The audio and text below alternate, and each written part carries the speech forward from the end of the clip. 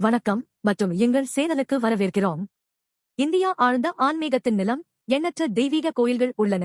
அவை லட்சக்கணக்கான பக்தர்களின் இதயங்களில் உள்ளன.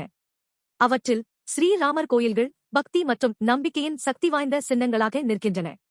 இன்றைய வீடியோவில் இந்தியா மற்றும் அதற்கு அப்பால் உள்ள மிகவும் மதிக்கப்படும் 30 ஸ்ரீராமர் கோயில்களை ஆராய்வதற்கான ஆன்மீக பயணத்தை நாங்கள் மேற்கொள்கிறோம். ஒரு சிறப்பு விருந்தாக நாடு முழுவதும் பரவியுள்ள 2000க்கும் மேற்பட்ட ஸ்ரீராமர் கோயில்களை சிறப்பிக்கும் கண்கவர் வரைபடத்தையும் நாங்கள் வெளியிடுகிறோம். இந்தியா பல்வேறு வகையான கோயில்களால் ஆசீர்வதிக்கப்பட்டுள்ளது. ஒவ்வொன்றும் முனிவர்கள், மன்னர்கள் மற்றும் எண்ணற்ற பக்தர்களின் பக்திக்கு வாழும் சான்று. நமது நன்றியின் ஒரு சிறிய அடையாளமாக தெய்வீக ஆற்றலை பெறவும் ஸ்ரீராமரிடமிருந்து ஆசீர்வாதங்களைப் பெறவும் இந்த புனித இடங்களுக்கு கண்டிப்பாக தரிசனம் செய்ய வேண்டும். இந்த உத்வேகம் கூகுள் வரைபடத்தில் 2000க்கும் மேற்பட்ட ஸ்ரீராமர் கோயில்களை குறிக்க என்னை வழிநடத்தியது. இது நான் நினைத்ததை விட மிகவும் அற்புதமான ஒரு பணியாக மாறியது. மேலும் குறிப்பிடத்தக்க விஷயம் என்னவென்றால், ராமர் மற்றும் ஹனுமான் இருவருக்கும் கிட்டத்தட்ட 4000 கோயில்கள் உள்ளன. இந்த வரைபடத்தை நீங்களே பார்க்கலாம். இணைப்பு விளக்க பெட்டியில் உள்ளது. இன்று நாம் விவாதிக்கும் கோயில்களைத் தவிர சில புனித கோயில் தொகுப்புகள் சிறப்பு குறிப்பிடப்பட வேண்டும். அத்தகைய ஒரு தொகுப்பு தமிழ்நாட்டில் திருவாரூர் மற்றும் திருவண்ணாமலை மாவட்டங்களில் அமைந்துள்ள ஸ்ரீராமருக்கு அர்ப்பணிக்கப்பட்ட 5 அற்புதமான கோயில்களான பஞ்சராம க்ஷேத்திரங்கள் ஆகும். இந்த கோயில்கள் மகத்தான ஆன்மீக முக்கியத்துவத்தை கொண்டிருக்கின்றன மற்றும் ராமரின் எந்தவொரு பக்தரும் கண்டிப்பாக தரிசனம் செய்ய வேண்டும். இந்த கோயில்களைப் பற்றி மேலும் அறிய விளக்கப்பெட்டியில் உள்ள இணைப்பை பாருங்கள்.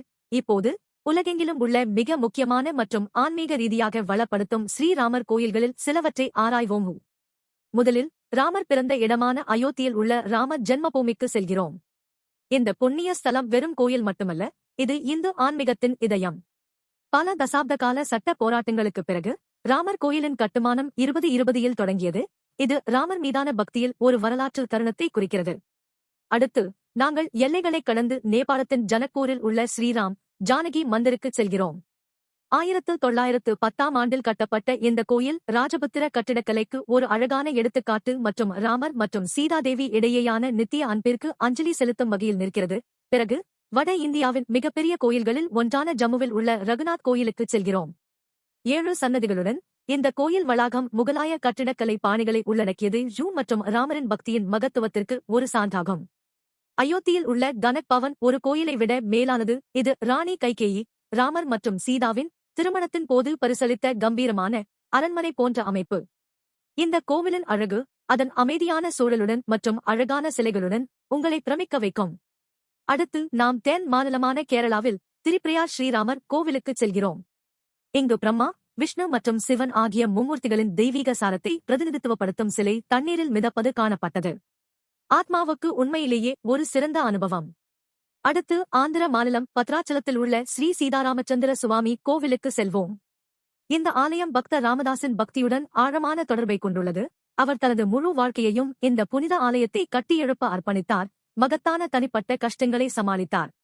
ராமர், சீதை மற்றும் லட்சுமணன் ஆகியோர் வனவாசத்தின் போது விலைமதிப்பற்ற தருணங்களை கழித்த சித்ரகூட் மகத்தான ஆன்மீக முக்கியத்துவம் வாய்ந்த இடமாகும். ராம்காட் மற்றும் ஜானகி குண்ட் போன்ற தலங்கள் காவியத்தை உயிர்ப்பிக்கின்றன. இங்கிருந்து வெகு தொலைவில் நாசிக்கில் நீங்கள் பஞ்சவடிக்குச் செல்லலாம். அங்கு ராமர், சீதை மற்றும் லட்சுமணர் நதிகளை கடந்து அகஸ்திய முனி ஆசிரமத்தில் தங்கினர். தமிழ்நாட்டின் மதுராந்தகத்தில் உள்ள ஏரி காத்த ராமர் கோயில் 1600 ஆண்டுகள் பழமையானது என்று நம்பப்படுகிறது. இது பல்லவ வம்சத்தின் ஆட்சியின் போது கட்டப்பட்டது. இந்த பழமையான கோயில் ராம பக்தர்களின் காலமற்ற பக்திக்கு ஒரு சான்றாகும். ஆந்திராவின் ஒண்டிமெட்டாவில் உள்ள கோதண்டராமர் கோயில் பிரமிக்க வைக்கும் விஜயநகர கட்டிடக்கலை பாணியை வெளிப்படுத்துகிறது. ராமர் தனது வில் மற்றும் அம்பை பிடித்து சக்தி வாய்ந்த நிலைப்பாட்டில் நிற்கிறார்.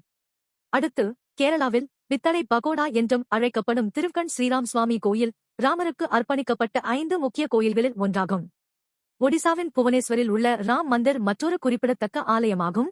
அதன் அழகாக செதுக்கப்பட்ட சுவர்கள் ராமரின் வாழ்க்கையின் தெய்வீக கதைகளைச் சொல்கின்றன.